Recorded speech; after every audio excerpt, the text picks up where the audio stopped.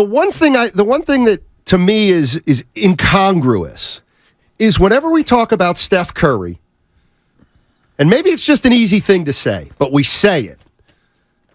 He's going to be good for a while. He's not showing any signs of slowing down. He's still got 3 years left in his contract. He's going to play till he's 38, 39, easy, and he's still going to be good. Okay, all right.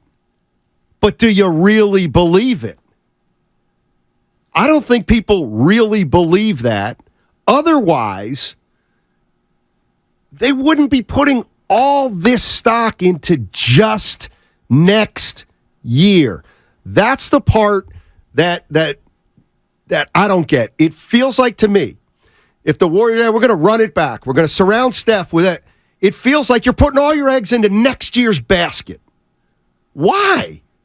Why can't you maybe take a half step back next year if you really think Steph's going to stay on top of his game for 2 or 3 more years? Why do you have to make that decision all about next year? I think it's because there's a natural inclusion of the other 2 members of the big 3 when people discuss Steph. Like, I'm with you. If it's about maximizing Steph and Curry, well, that means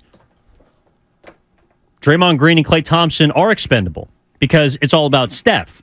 But not really an application when you ask a fan because, well, it is about Steph. Oh, but, well, it's also about the other guys with 4 championships. It's also about Klay Thompson. It's about Draymond Green. And Draymond Green's future is in question in Golden State.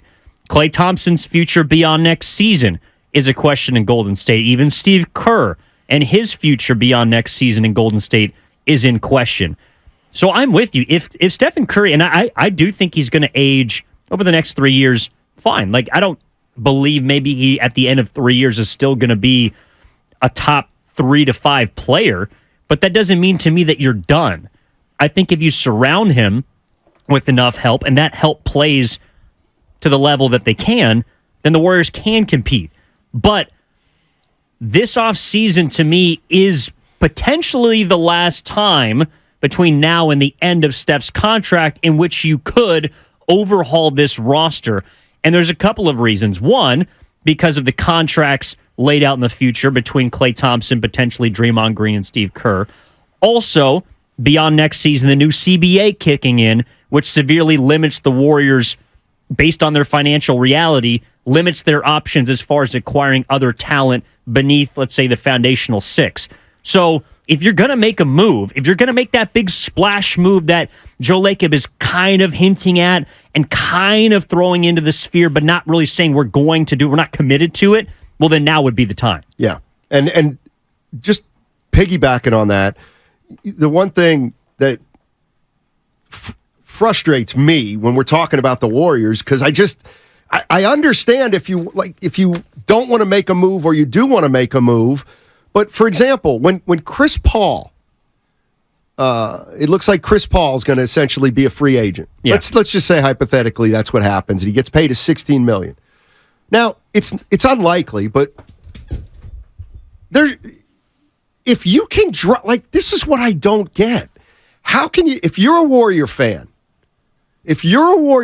who says we got to go all in for Steph, why would the same people then say, I don't want Chris Paul? That's what I don't understand. I'm saying, hold on. You're just going to drop Chris Paul on this team, in theory. That would be the discussion. Dropping Chris Paul onto this team. That makes the Warriors better next year. I'm sorry, it does. And to me, it's not even close. And I get it. Chris Paul's getting older. He's not the same player. But what if he wanted to be a 6th man? I'm with you. Now, I'm not. But my point is how can you say you want to do anything and everything for Steph and then eschew all these opportunities to do that because it's not a perfect thing, or there's just one aspect of it you don't like. My feeling is if you're going to go one way, go that way. If you're going to go the other way, go the other way. But to me, saying, well, we have an opportunity to get Chris Paul, but we're going all in for Steph, so we're not doing it, makes no sense. Yeah, to me. No, those don't seem to align at all to me, and I would implore people to be open to closing the door completely or keeping it wide open for literally anyone. Now, that doesn't mean everyone's a fit, but Bradley Beal, for example, is the most realistic big-name trade scenario that we have heard thus far this offseason connected to the Warriors.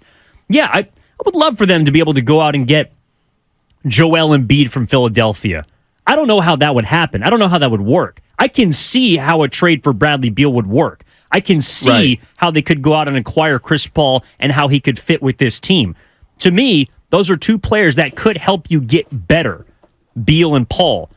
Obviously, a guy like LeBron James is less realistic, but that would help you get better. Cat, in some fashion, would help you get better. To me, automatically saying no to any of these players while also prompting up this idea that Stephen Curry is the center of the universe in Golden State, I don't get how you can not have that's why I'm with you. So either you don't want anybody, and this foundational 6 through 10, this roster right now, including the number 19 pick, is going to be the team that they ride with next year, win or lose. Or you had better be open to the fact that they could trade Klay Thompson. They could sign and trade Draymond Green. They could trade Jordan Poole or Jonathan Kuminga. Everyone not named Stephen Curry is on the table. Yeah, I'm kind of with you. Chris Paul only makes them better through the regular season. He has a career-long track record of coming up short in the playoffs. Listen, under this scenario, they would essentially be signing Chris Paul to the veteran minimum because he's already going to make $16 million from Phoenix. Again, he would have to want to come here. But my point is, first of all, quit saying he's hurt every year. He's played more games in the regular season for the last 4 years than Steph Curry has. So under my scenario, Steph Curry played 56 games last year. Okay? Mm-hmm. Boy, I'd love to have Chris Paul starting 26 when he's not there. Well, Chris Paul can't stay healthy. Oh, yeah? Have we ever tried to keep Chris Paul healthy at this age, playing only 25 minutes a game, coming off the bench? Obviously, he would need to take another role. And if he wants to play 40 minutes a night, well, for sure, then don't bring him on. I get it.